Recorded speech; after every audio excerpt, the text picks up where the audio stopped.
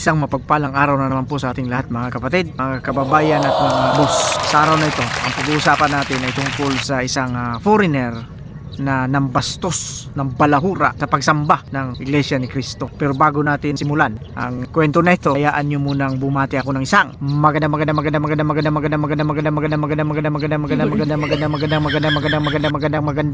umaga po, Luzon, Visayas at Mindanao. Kamusta po kayo? Siyempre sa mga kababayan natin, mga boss natin, mga kapatid natin na nasa iba't ibang panig ng mundo, magandang umaga po, magandang tanghali, magandang hapon, magandang gabi po sa inyong lahat dyan. Kamusta po kayo? Nandito na naman po ang inyong lingkod, Boss Rek. Ngayon, bago tayo dumako sa ating topic ngayong araw na ito, ay magbibigay tayo ng reaksyon doon sa ginawang pambabastos ng isang vlogger na foreigner. Pero bago yan, syempre, tutungo muna tayo sa ating pabati mo, pa-shoutout mo, pabasahin natin. Kaya para makarami tayo, simulan na kagad natin. Eto na, watching from lokal ng Baluan, General Santos City, pagbati mula kay Mark Jel Lumi, October 28. Maraming salamat po. Eto pa, happy watching from Basay, Negros Oriental. Ang pagbati mula kay Labu, salamat po. Tuloy-tuloy tayo. Dapat tuloy ang kaso sa kanya. Mahirap kung patatawarin yan. Uulitin pa rin niya ang mga ginagawa niya sa iglesia. Sabi ni Kali TV. Maraming salamat po kapatid. Ito pa. Maganda nga yan. Nandyan si Labrador para may content kayo. Galing ito kay Ralny Lizardo. Maraming salamat boss. Ang daming nang nadaldal nito. Ito na naman suki natin dito. Si Boss Wolfram. Boss Wolfram, kamusta ka na? Tuloy-tuloy lang sa panonood. Mag-comment ka lang na mag-comment. Ito pa. Baka po expired ang nahigop na usok. Yun lang. Galing ito kay Julie Hernandez. Maraming salamat po. Ito pa. Nagbabating good AM Monica Valiero Pabia, Iloilo. Galing kay Monica Valerio. Maraming salamat po. Ito pa. Pa-shoutout naman po kapatid. Lokal po ng San Mateo. Shoutout sa lahat ng mga taga San Mateo. Ang pagbati mula kay Marimar Cabagunay. Maraming salamat po. Ito pa. Kahit libre, walang engot na magbabayad na makita pagmumukha mo.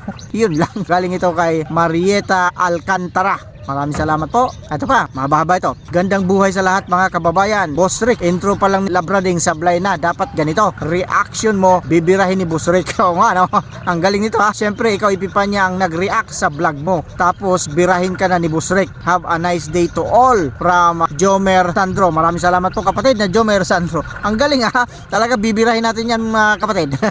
Ito pa, ipipanya Labrading. Matagal na akong nakikinig sa tirada mo. Pero ngayon, tahimik ako, pero pag nalaman ko na nariyan ka, tahimik din ako.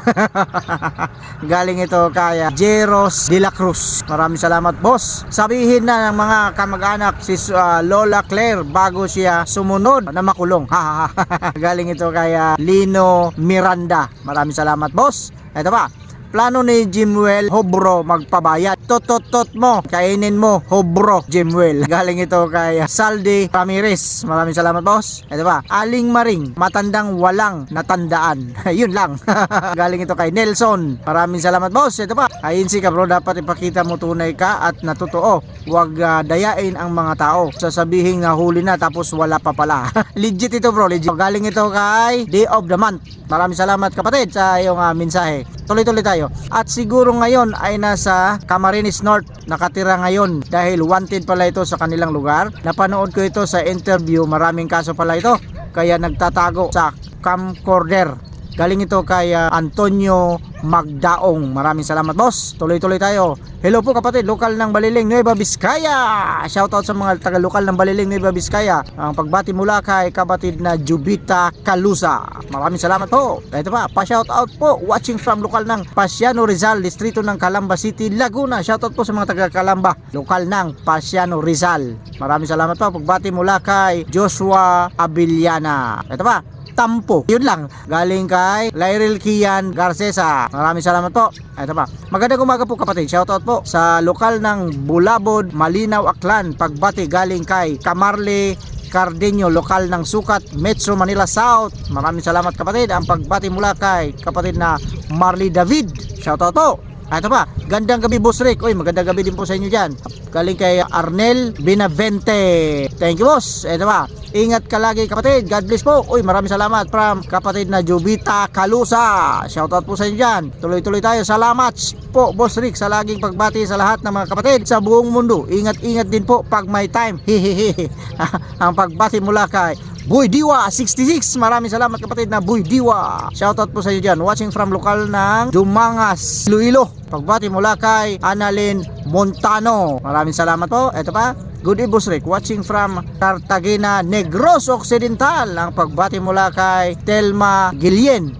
Maraming salamat po. Shoutout po mula sa lokal ng New Territories District ng Hong Kong. Shoutout sa inyo dyan sa lokal ng New Territories District, Hong Kong. Ang pagbati mula kay kapatid na Marilyn Valiente. Shoutout po sa inyo dyan.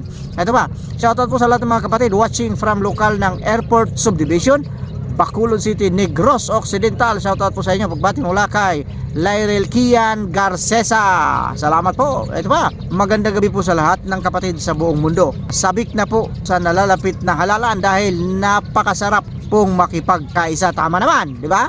Pagbati mula kay kapatid na Marilyn Valiente. Maraming salamat po. Pa-shoutout po sa mga taga-lokal ng Maysan, Camanaba District. Hello po. Kabisado na ninyo ito. Ang pagbati mula kay kapatid na Lucy Batoto. Thank you so much, kapatid. Ito pa, tanong lang.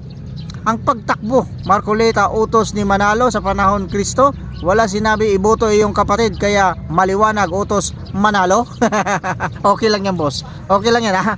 Minsan ito galing kay Noel 9750. Okay? Maraming salamat, boss. Ito pa, thank you so much po, Boss Rick. God bless you more and have a good day. Regards to everyone, mga kapatid. Ang pagbati mula kay Lorna Tombok Alvarez. Maraming salamat po, kapatid. Always from local of Roma North. Shoutout po, brother. Ang pagbati mula kay Casti. Maraming salamat po, kapatid na Casti. Tuloy-tuloy tayo. Galing ni Jimuel Hobro. Galing kay Irits Style. Maraming salamat po, kapatid. Yun lang.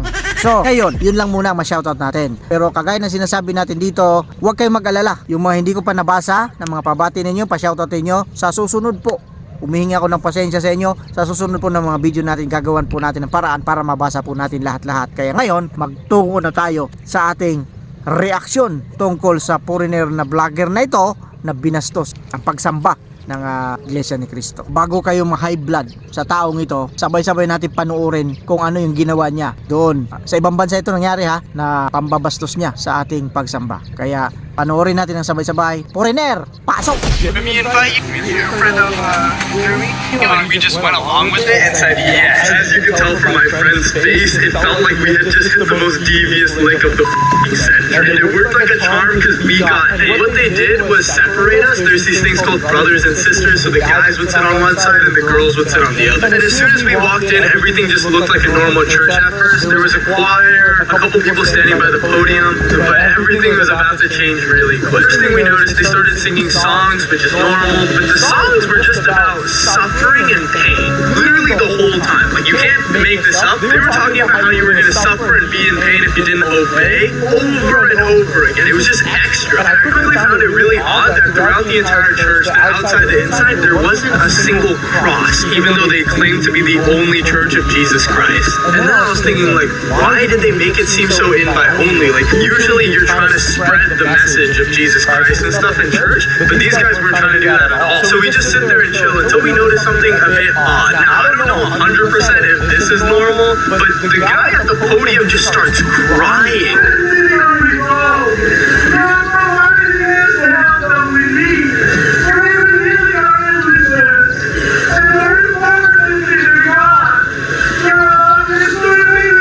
He's like telling us about why we shouldn't drink alcohol, and he's just crying about, oh, our Savior, oh my God. He's just falling out of control in tears. Like, you can't make this up. And I thought he's just bugging, right? But this is when things get super weird. Everybody in the church starts crying. I'm talking, everyone had a little handkerchief ready, and they were like, womp, womp, womp. Out of nowhere, you like, my friend was like, this is not normal. And I mean, it looked like everyone was pretending to do it. Like, no one was actually crying. They were all just pretending to be sad for some reason. I don't know why. But they go on to give us a huge lecture about why we shouldn't drink alcohol, which I totally agree. You probably shouldn't do that. And I noticed that they were talking a lot about how you would suffer in pain and get exiled if you didn't follow the instructions.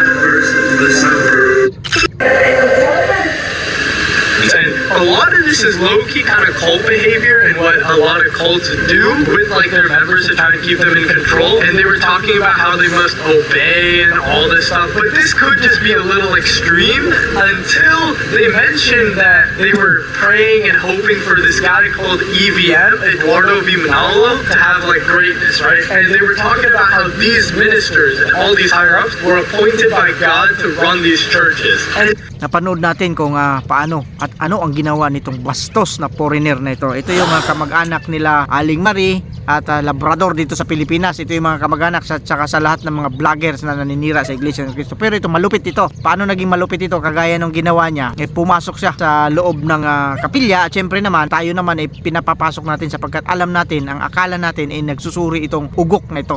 Kaya pinapasok siya doon pero hindi natin alam may dala pala siyang camera. At nagbibideo siya ron, siguro yung dala niyang camera nito talagang hidden camera, hindi niya pinakita. Ngayon, nag-observe pala ito kung ano yung ginagawa sa loob. At napansin niyo doon sa mga sinabi niya, nagtataka siya na magkaiba yung upuan ng lalaki sa babae. Diyan pa lang, panalo na kami, foreigner ka What happened to you, bro? Yan yung sinasabi natin dito. Ngayon, ito pa, lahat ng paninira talaga yun, lahat ng kapintasan, hinanap niya doon sa loob ng pagsamba. Kaya nakita niya na nagtataka na siya, di ba? Napansin niyo? Bakit daw walang, parang naghahanap ito ng cross. Wala siyang makita. Ngayon, nagtataka siya bakit daw umiiyak na yung mga kapatid. Of course, umiiyak yan ha. Ikaw na bugok ka, na foreigner ka, kung nandito ka lang sa Pilipinas, malamang mamumundok ka ring engot ka. Nako, yan ang sinasabi natin dito. Ito yung mga kalahi. Ito, may kasama na ito. Ilang kanilang nanay. Tapos si Labrading at saka ito. Yan, yung mga magkalahi yan. Tsaka yung iba pang mga kasamahan nila. Dito sa Pilipinas din, mga vloggers na walang makita kundi puro kasamaan sa Iglesia ni Cristo. Diba, napansin niyo ito yung sinasabi natin na gumagamit talaga yung demonyo ng mga kagaya nitong mga tao na ito. Kagaya ng sinasabi ko, kung ito nandito lang sa Pilipinas, mamumundok ito. Pero huwag kayong mag-alala mga kapatid, kasi ang Diyos po hindi natutulog. Alam natin yan. Kaya mag-iingat itong hinayupak na foreigner na ito, na nagagaling-galingan ito. Kaya sigurado pagdating ng panahon, hihingi ito ng tawad at sasabihin niya for content lang po ito. Kagaya din sa ginawa ni Labrador nung nakaraang taon, di ba? Nakakagigil lang kasi wala naman tayong ginagawa. Gumagawa lang tayo ng pagsamba, pero may mga tao talaga na naghahanap ng butas at hinahanapan tayo ng mali, tapos ilalabas sa social media at sisiraan tayo. Ito mga payo ko sa inyo. Payo ko lang sa inyo kayong mga maninira. Pumunta kayo sa lokal kung saan nando si Boss Rick. Okay? At doon nyo gawin yan para makita ninyo yung inyong hinahanap. Pumunta lang kayo dito at welcome po kayo at gumawa kayo ng kabulastugan doon sa loob at i-post ninyo, may kalalagyan kayo. Ito yung sinasabi natin ng mga bata pa lang ito, kulang sa aruga ito. Wala sa kanila yung salitang G, M, R, C. Wala sa kanila yun. Kaya tayo na nakakaintindi, tignan mo ang ginawa sa iyo, foreigner ka, di ba? Ang bastos mo. Ang bastos mo. Tama kaya yung ginawa mo? Sa tingin mo ba? Sa tingin mo matutuwa yung nanay mo pag napanood nila itong video mo? Hindi sila matutuwa, alam ko. Pero kung matutuwa man sila, kagaya mo rin sila. Kaya para sa ating mga kapatid, i-comment nyo yan sa baba. I-comment nyo at babasahin natin yan sa susunod natin ng mga video, yung mga komento ninyo. Diba? Ayun na naman ang sinasabi ko. Lumabas na naman si With That. Ibig sabihin, patapos na po tayo. Pero ganun pa man, maraming salamat po sa suporta ninyo at huwag po kayo magsasawa dito sa munting channel natin. Kagaya ng sinasabi natin dito, mag-iingat tayong lahat. Pwera lang sa mga taong kagaya nito.